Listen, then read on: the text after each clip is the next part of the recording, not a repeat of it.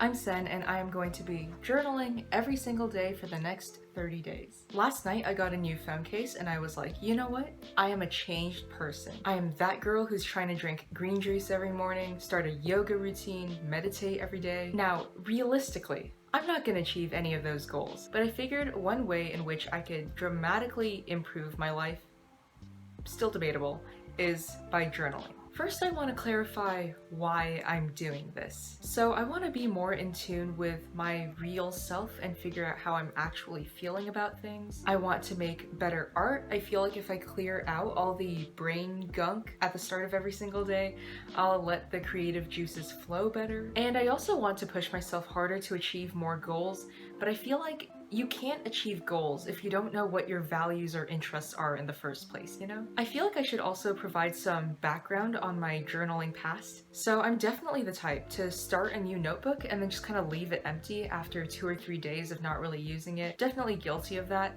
but I did use a journal to keep track of homework and that type of thing from like February of 2018 to April of this year, so 2021.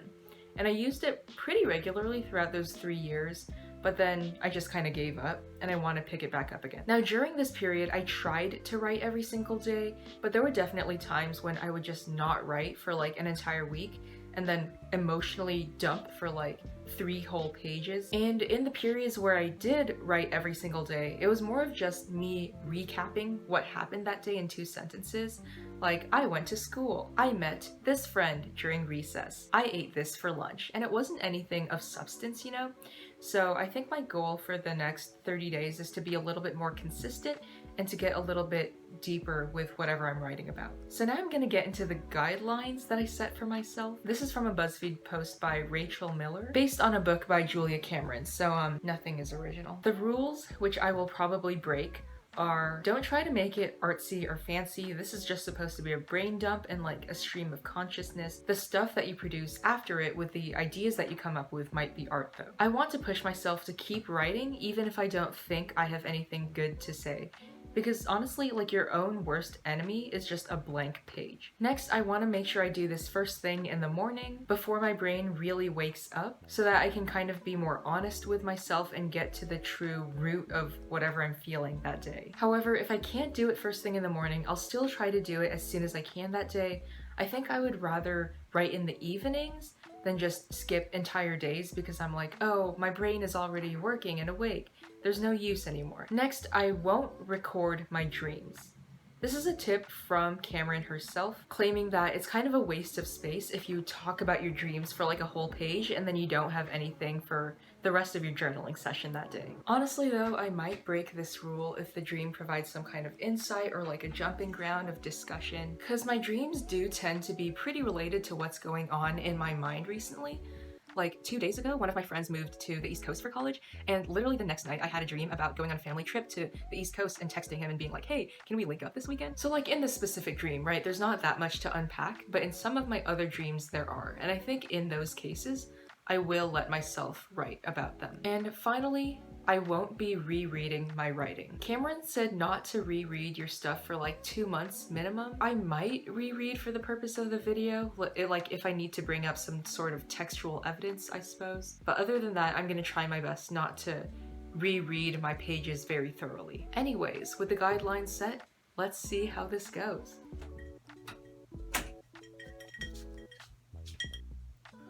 Whoa, the lighting in here is kind of weird. So I noticed that I've basically just been using my journal as a form of like housekeeping to keep track of everything that I need to do. Like this week, I need to buy bed sheets for when I move into college. Or like later, I need to keep track of what the weather is to know if I'm allowed to go on a walk or if it's gonna be bad for my lungs. Also, I find that I keep wanting to write about my dreams even though I'm technically not supposed to. And it's so hard for me because my dreams are so interesting. Like last night I had a dream we went to LA to learn graffiti, tagging, and parkour, and like, of course I want to write that down in my notebook, but I just know that there's not too much to like unpack about my internal feelings or whatever there. So I've been trying to hold off on that. I don't know, I feel like I should start writing about my dreams because a lot of my past like written fictional works and also some like graphic novel and design stuff, a lot of it has been based on dreams that I've had. And also OC like character designs are often based on people that I meet in my dreams. So like I really want to, and honestly I might start if I continue having like really wild dreams. I don't know yet. But yes, that is my 5-day update.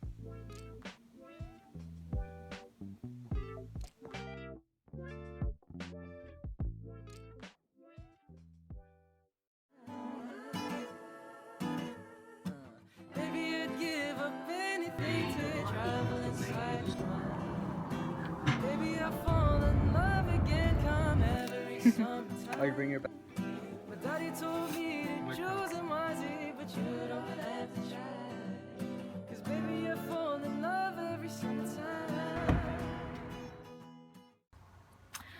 Hello, so today is September 2nd. How do I turn down the brightness of this thing? So today is September 2nd, which means it's like day 18 of journaling. I was gonna do a 15-day update, but then kind of kept pushing it back because I had to like go out and meet friends and overall was kind of busy. But this is essentially the 15-day, like halfway midpoint update. I noted down some interesting things about journaling in my journal. I realized that I tend to get kind of nervous when I first wake up in the morning, which is around like 6:30, 7:30 a.m. I get nervous about the fact that I am already awake, therefore I need to journal as quick as possible before my brain wakes up. But I think over the past 10 days I've kind of just given up on that because it's like my thoughts are not going to be any less honest at 9 a.m. than they are at 8 a.m. So I might as well take that hour in bed, you know, lie there a little bit, let my brain toxins declutter a little more, and then I'm gonna go write in my journal. So I've made my peace with that. Nothing really revolutionary has happened yet. I haven't like gained some sudden insight into some area of my life that I never thought about before. Instead, it's more of like I have an idea while I'm driving or in the shower, like when my brain is kind of tuned out, and then over the next few days, I might remember that thought again and I'll write about it in my journal. And that act kind of helps me clarify my thoughts. And so it's kind of like on a like old school camera, like the zoom lens, old school, like a DSLR, like how it helps you get into focus slightly. It's not like it introduces an entirely new idea, but it does help me gain some insight into thoughts that I've already kind of been having, that are kind of like circulating around my brain, but I just haven't like put too much thought into yet. Oh, so I have been applying like sociological thinking because I took SOS this summer, if you've seen this video. Basically the idea of viewing everything like in the context of culture as opposed to individuals. And so I'll notice how a lot of my ideas are due to my upbringing in like one specific culture my entire life, Asian American, but living in the Bay Area. So there's very like specific mindsets that come out of both of those. And so I've been realizing how a lot of my thoughts are not really like my thoughts, but instead a product of where I've grown up and also like capitalistic culture and all that. And then I also noted how there's like a nugget of psychological thinking here, which I also took this summer. The idea that people will rather attribute their own like, not necessarily shortcomings, but issues in their own life. They want to blame it on external factors and be like, oh, that's not my fault, that's the fault of other stuff. Whereas if we see somebody else having shortcomings in their life, we're more likely to attribute it to themselves and like their personality and their flaws, rather than, oh, maybe they're just having a bad day, or like maybe this is a product of how they were raised. So yeah, I just think it's kind of funny that my tendency to blame things on my culture as opposed to like, maybe I'm just not that great of a person right now, is a psychological mindset, you know? What is with the planes today? Holy. Also, at one point in my journaling, I noticed that I was in the midst of like performing cognitive dissonance. So basically, cognitive dissonance is the idea that, like, if your values or your beliefs don't match up with your actual actions, then your brain feels like very confused and you feel this psychological, like, discomfort, this very deep-seated discomfort. And so basically the values that I hold are, oh, organization is important. I should be keeping track of things in my life, not missing deadlines, generally having control over my life. And my actions were that over the past couple days, weeks, ever since like community college classes ended, I've kind of been slacking off on using Google Calendar or Notion to keep track of things. I've missed a few, like, minor-ish deadlines. I started to write in my journal about how deadlines aren't that important. Like, all of this stuff is arbitrary. Does it really matter if I need to be keeping track of every single 15-minute slot out of every single day? No, it really doesn't. Like, you are being too hard on yourself to try to keep track of everything. Now you can just chill out a little bit. And I realized that I was actually changing my beliefs and my values in order to fit the new actions that I'm performing in my day-to-day life. So basically, like, relieving the effects of cognitive dissonance. And so that was cool. So there are interesting things that my brain is coming up with, but it's kind of like a 1 in 10 chance. I've been thinking for the next 12 days, yeah, it's day 18, I might like watch a YouTube video or read an article or two about how I can make my journaling more efficient and effective to kind of like increase the probability that I have some interesting ideas. I'm not really coming up with like crazy, groundbreaking, earth-shattering ideas. And maybe that's not the point, actually. Maybe the point is just to gain like a little bit of insight here and there, and it's more of a gradual process. But I do think that journaling every single day has increased the rate at which I have these cool ideas. So that's something. Anyways, those children are being very loud. Goodbye. On September 3 and 4, I took some tips from this YouTube video by Truthless. I really liked the idea of daily reflections, specifically these 5 questions he listed. What excited me? What drained me of energy? What did I learn? What are 10 things I'm grateful for? And how did I push the needle forward? The question, what drained me of energy, helped me to realize that I've been pushing myself to create content every single week, and it feels somewhat like a mini burnout, so I'm just going to take September 5th off to watch Shang-Chi with a friend. This is something that has been weighing on my mind recently, but I just didn't take it seriously until I actually wrote it down and saw the words staring back up at me. The concept of using journal prompts to guide my daily journal entry is super helpful for reflecting and ruminating, because it just provides more things to think about, expanding beyond my regular bland stream of consciousness. For the next couple days, I've scavenged a bunch of writing blogs and come up with a list of some prompts to choose between, such as, how have you changed from the person you were 5 years ago? What can you do or change in your life to focus more on your health and well-being? Write a list of your priorities for the week, month, or year. Are these aligned to what you really want to be doing in life?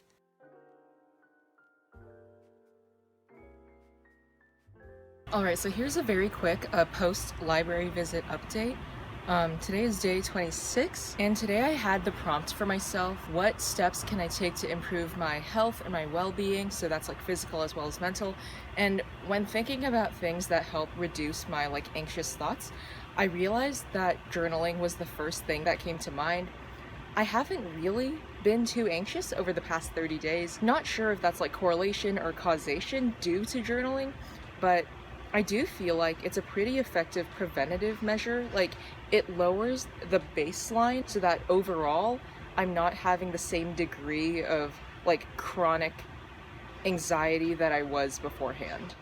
So today was the 30th day of journaling, and symbolically, I guess, it's also my first day in my dorm room. Beginning with the general criteria and goals that I set for myself at the very beginning of this journey. I wanted to be more aware of how I was actually feeling and be more in tune with my own self. When you write things down, you have to try to get the wording as precise as possible to your actual current life. And so that forces you to reevaluate, I suppose, how you actually feel about things. So I guess in that sense, you're kind of like being more aware of your actual thoughts. I wanted to make better art. I don't think it's necessarily that I cleaned out all of the creative gunk in my brain to have more space for like good artistic thoughts. My artistic thoughts are still horrible. I just have more of them, and that lets you kind of pick and choose the ideas that you like because you just have so many to choose from. I wanted to push myself harder to achieve more goals. I think I've just been achieving new goals regardless because of being in college, having more opportunities to do things on my own. I'm trying to be more independent, obviously, college, and I think journaling hasn't necessarily pushed me to be more independent, but the act of writing something down and setting like smaller specific goals for yourself in your journal, that definitely helped me realize like, okay, this is something that matters to me, this is something that I want to do. And it's kind of like that psychological thing where if you tell a friend, here are the goals I want to achieve, you're probably going to be more likely to achieve them because you already told someone. And I feel like a journal acts kind of similarly to that. Today's journaling prompt was actually supposed to be, what other benefits do I think I got out of this? And honestly, I feel like the updates that I've done in other parts of this video cover most of the benefits that I've found, like reducing anxiety and things like that. But overall, if somebody asked me if I were to recommend journaling, the answer would definitely be yes. I feel like it's kind of the way that my friends who regularly go to therapy have described therapy to me. It helps but not really. The changes are not very perceptible, and you kind of have to really do it for a while, I think, and spend some time really reflecting on how you've changed. It does take effort to do it every single morning, but overall, I would definitely suggest doing it if you have the time, literally 15 minutes every morning to spare. You could totally implement it into your morning routine. Like, I would wake up, get a cup of hot tea. If that's not gonna work for you, maybe coffee. I don't have hot tea here, so I stole a bottle of lemon-infused water from the dining commons this morning. But yeah, I hope this video was somewhat interesting in like witnessing my thought process. I don't know. Let me know if you guys want other videos like this, what kinds of college style videos you want. Thank you guys for watching, and I'll see you soon.